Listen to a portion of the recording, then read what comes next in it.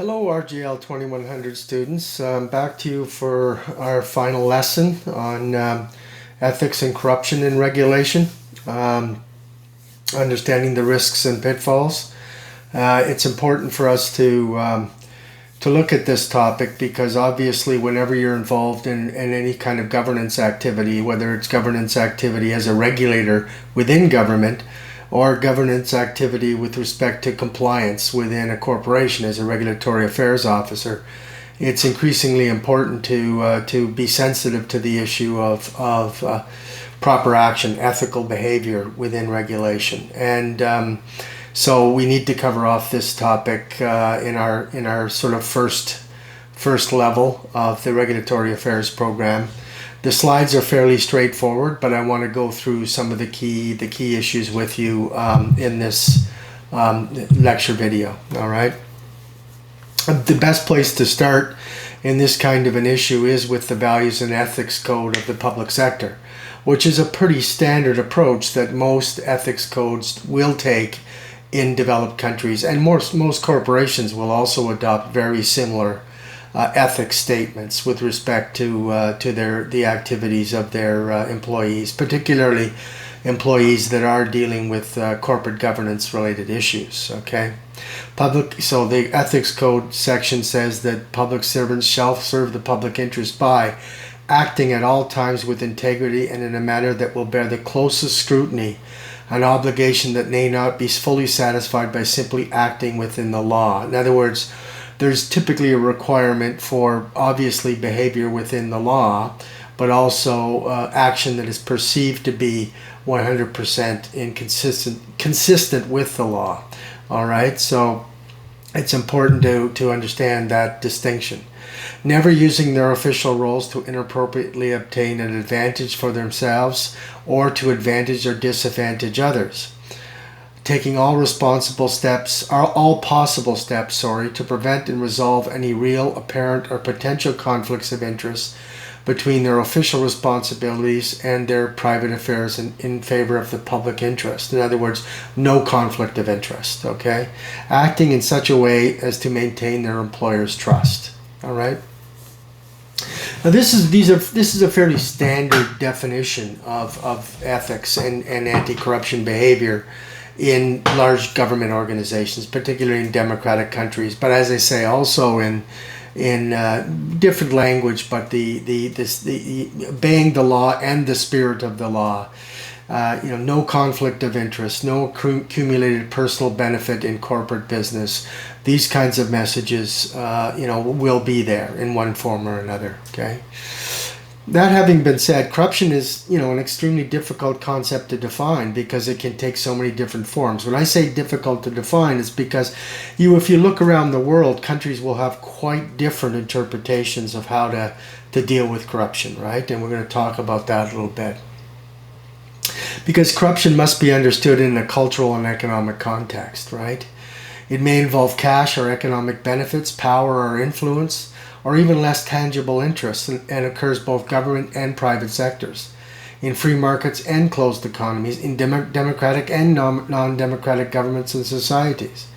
So corruption, yes, it's less likely to persist in cultures where there's a lot of democracy, a lot of public transparency, a lot of free media, free press, there's a lot of activities, free speech is enshrined in law, and so on. The persistence of corruption is going to be less likely than when you get into an authoritarian closed regime. But nevertheless, corruption exists everywhere to one degree or another, right? It's not exclusive to any one country, because you can hear people say, oh, corruption in that country is terrible. Well, we can say that, but we can say that in such a way that to also acknowledge that here in Canada, we also have to guard against corruption because it exists everywhere, okay, to different degrees, right? So the definition of corruption across countries varies because the baseline they set for measuring corrupt or unethical acts is based on cultural, legal, and institutional traditions, right? Not every society will have the same tolerance for petty corruption that say Canada will have, right? I mean, many countries will look the other way on corruption. For example, because they know it's petty corruption and they're paying their public officials so poorly, right? Whereas any form of corruption from a public servant in a country like Canada, there would be zero tolerance if they're discovered. I mean, absolutely zero tolerance. Okay? The following factors can influence definitions of corruptions across countries, right?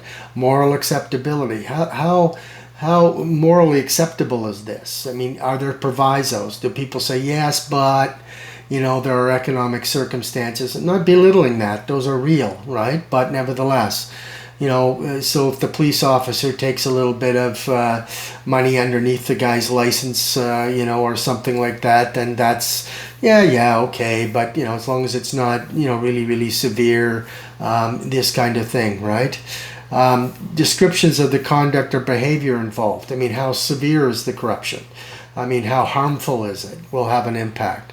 Models involving conflict of interest will change. Some people view conflict of interest very liberally. Some people view conflict of interest as very strict. In other words, you cannot have any relationship outside the workplace with that party you're regulating, right? It has to be a completely detached arm's length relationship. Breaches of trust or abuses of principal agent-client relationships, countries will have different interpretations of this, right? I mean, there'll be different cultural interpretations, legal interpretation, and institutional traditions around these things. Some cultures, it's perfectly acceptable for people to go from the regulatory organization to the industry and back again multiple times, or to have all kinds of relationships between regulators and regulated parties. In other cases, for example, like in the case of Canada, that the room for that will be extremely narrow, right? Prevailing economic, political, and administrative models will have an impact on corruption. If your police officers are only being paid $200 a month to do their job, what's the likelihood that you're going to contain corruption? Next to zero. If your regulators are only being paid $300 or $400 a month, what's the chance that they're not going to be taking bribes from regulated parties? Next to zero chance that they won't be taking bribes, right? I mean, the question then becomes how significant is the issue, whether people came into acute harm, or was it chronic harm, or was it a relatively low impact issue? There will be different interpretations on that depending upon cultural, legal, institutional, and economic traditions and economic factors. Okay. Distinctions based on whether the corruption involved public or private sector actors or interests can also have a big impact, right? The rules for public sector, anti-corruption rules and ethical rules for public sector officials are typically more strict in the past than private sector, but that's increasingly shrinking now with new laws, right, on not bribing foreign officials, on not getting involved in any kind of corrupt or illegal activity. And the private sector now is also very strict. We've seen that in a number of different instances. I mean, the head of security for Apple was just charged, right, on corruption for trying to bribe police officials for gun licenses for security staff by giving them iPads and stuff, right? I mean, so private sector rules are also becoming very, very strict, and you can be charged under the law, all right? Even when you're in the private sector, you have to obey the law, right? Whether the actors were engaged in organized crime or more ad hoc forms of corruption, that will also be a big interpretation, right?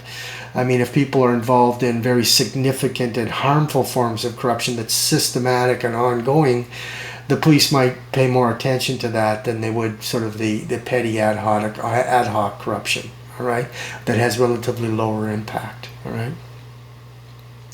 The corruption in economic circumstances must be taken very seriously, right? In many developing countries, corruption is the direct result of the difficult economic circumstances of the regulatory officials, right?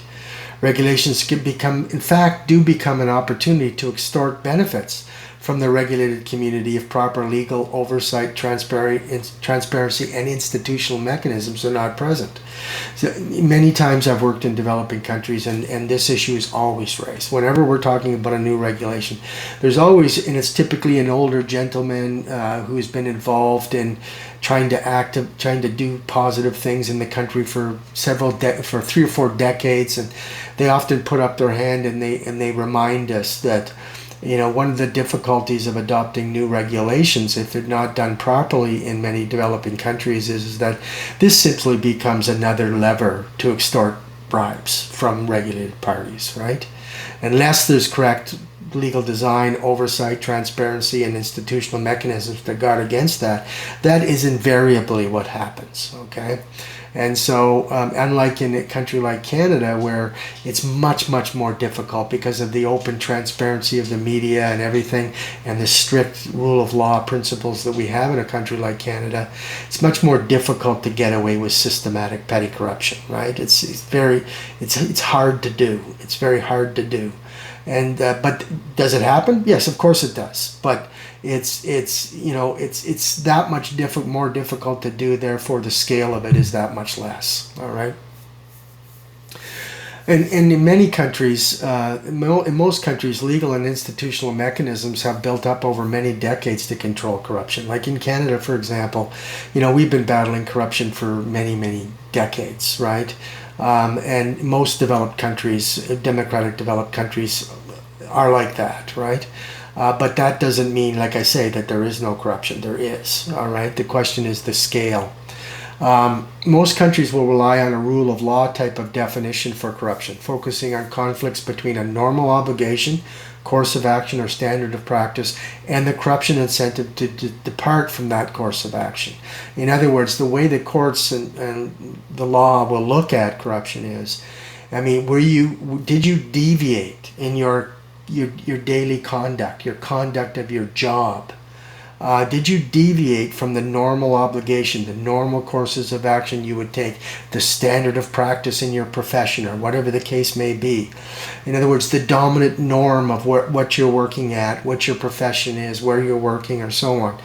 Did you deviate from that? And is that deviation explained by any corrupt incentive? Okay, that's the way the law will interpret any form of corruption. So you have to be extremely careful when you're in regulation, particularly as a government regulator, that you're never deviating from basic practice to be able to appease some other interest, particularly if it's appeasing your own self-interest, because that will invariably attract attention, right?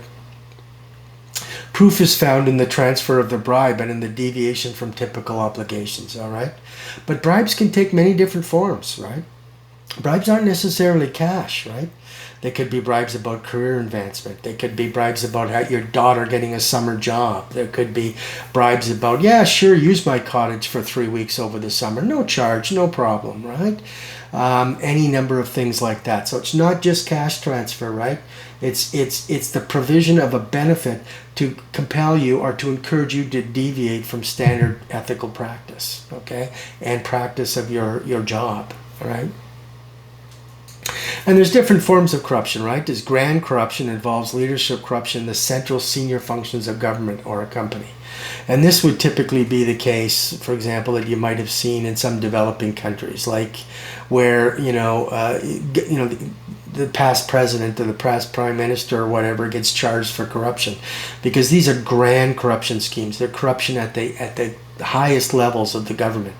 And that's often happened in say countries like Nigeria and other countries where large official development assistance, let's say, from developed countries coming to the country and hundreds of millions of dollars never reach the ground. They disappear in the process, right? Or there's false charges applied to it, or any number of other very sophisticated schemes that can come out of grand corruption.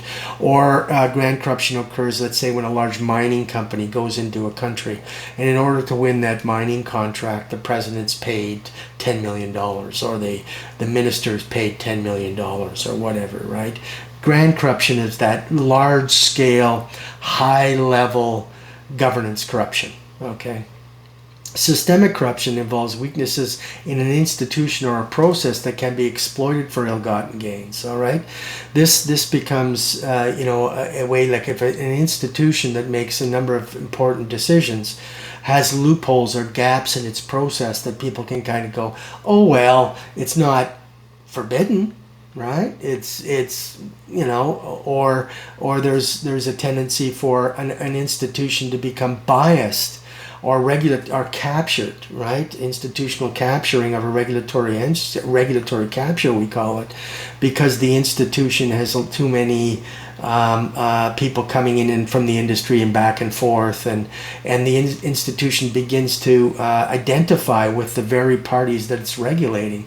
And when that happens, there can be all kinds of what we call the slippery slope of systemic corruption, where, you know, what 10 years ago was seen as absolutely cannot be done, 10 years later, because of cozy relationships and whittling away at the institutional integrity, suddenly these things are okay, right?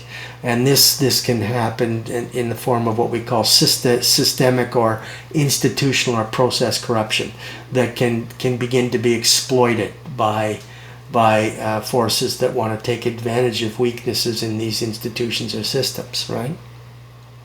Petty corruption involves the exchange of relatively small amounts of money, the granting of minor favors by those seeking preferential treatment, or the employment of friends and relatives in minor positions, etc.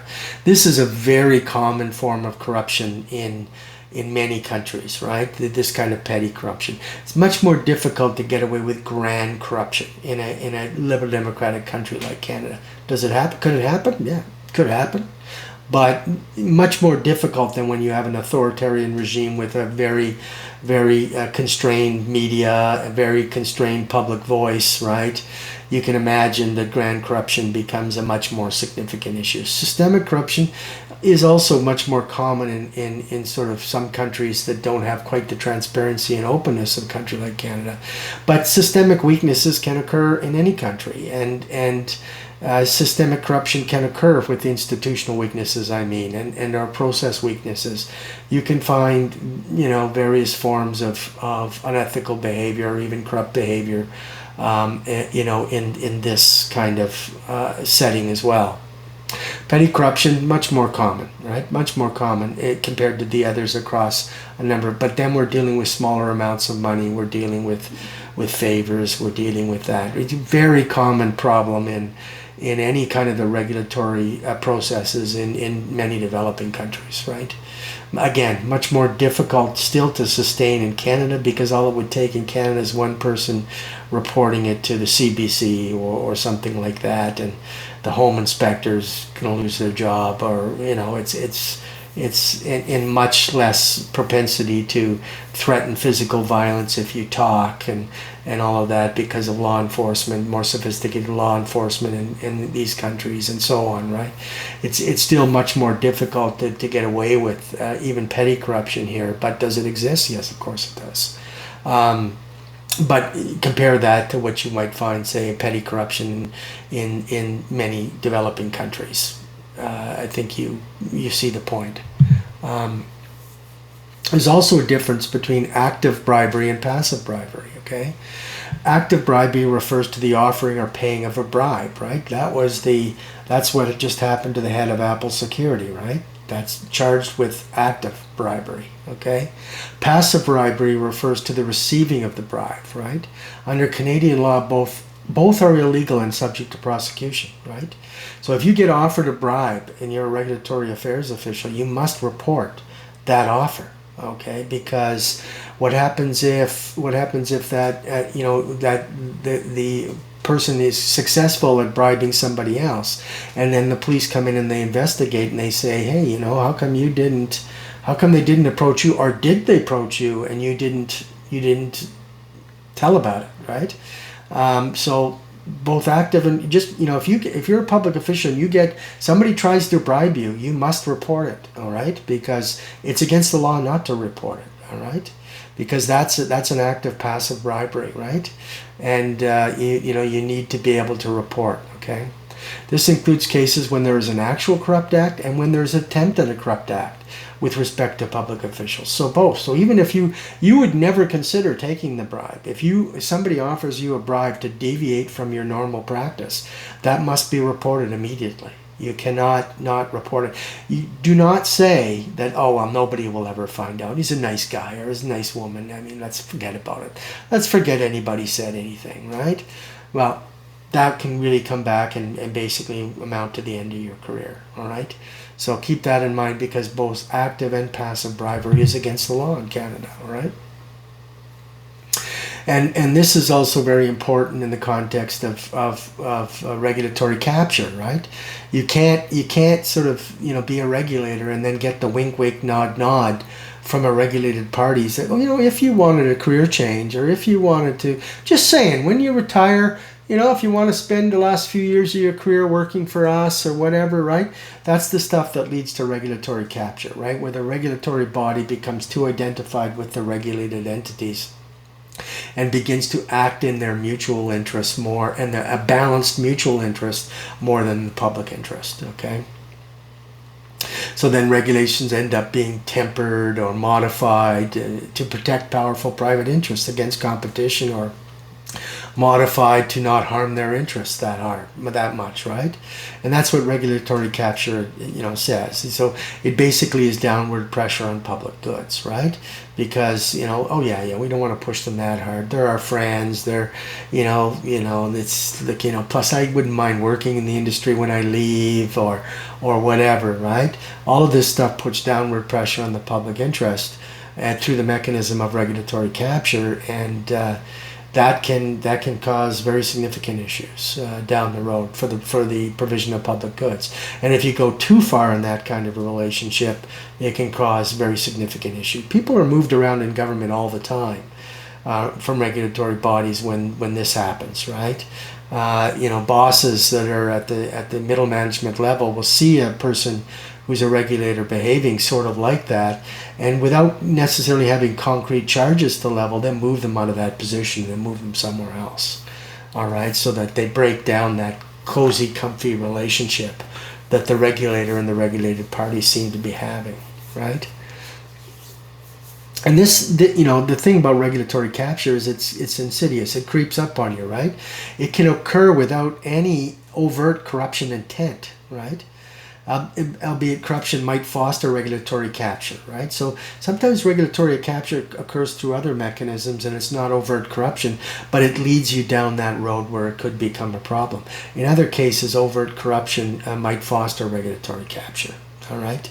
Where you basically, you know, wink wink nod nod over a beer at the airport with a large regulated party, you know, says that, yeah, look, we'd have a spot for you in a couple of years when you retire. Yeah, no problem, right? No problem. Oh, that's good. No, we'd love to have you. Yeah. But the assumption being that there's nothing that has to be paid, but we understand that there's an expectation whenever you accept that kind of an overture, right? There's always an expectation, right? Let's not be naive, okay? But regulatory capture and overt corruption, I make a distinction between these two concepts because you learn about regulatory capture in our program, but overt corruption and regulatory capture are two different things.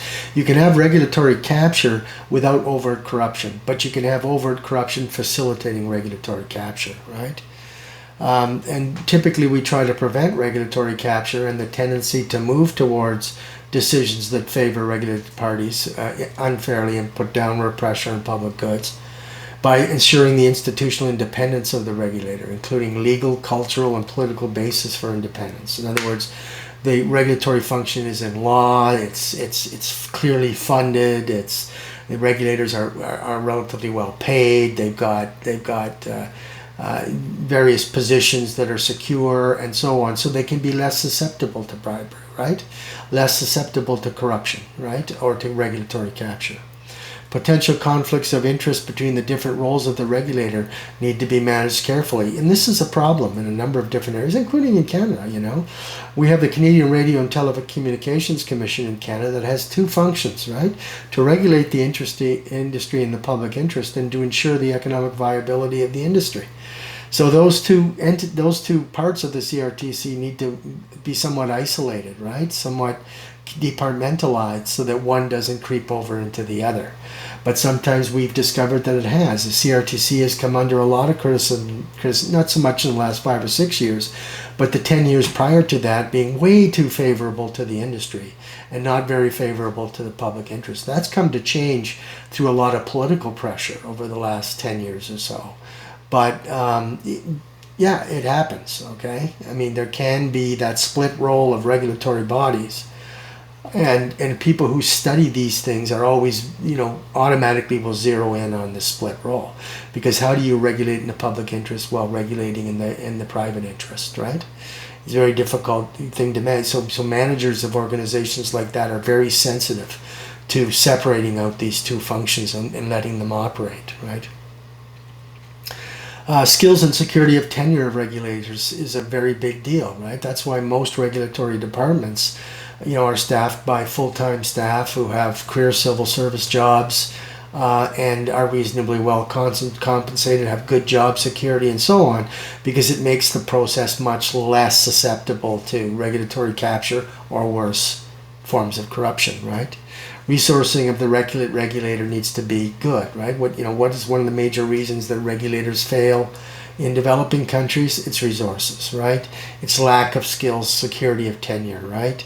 It's potential conflict of interest between senior bureaucrats and the industry, right? Institutional independence is not as clear as it needs to be, right? I mean, budgets are not as secure, right? Legal and cultural and political basis for independence of these institutions is not secure. Authoritarian regimes will never grant that independence, right? They'll always, like, that's the nature of authoritarian regimes, right? Is to keep all decision making at the service of the higher up in the government. Okay. So these are all important things to consider when you're looking at corruption, anti-corruption activities, and regulation. The slides are relatively straightforward, so I didn't post them on this talk, but I wanted to run down some of the key issues that you need to consider when you're looking at those slides. Okay. And in case, we'll talk to you again next time. Bye-bye now.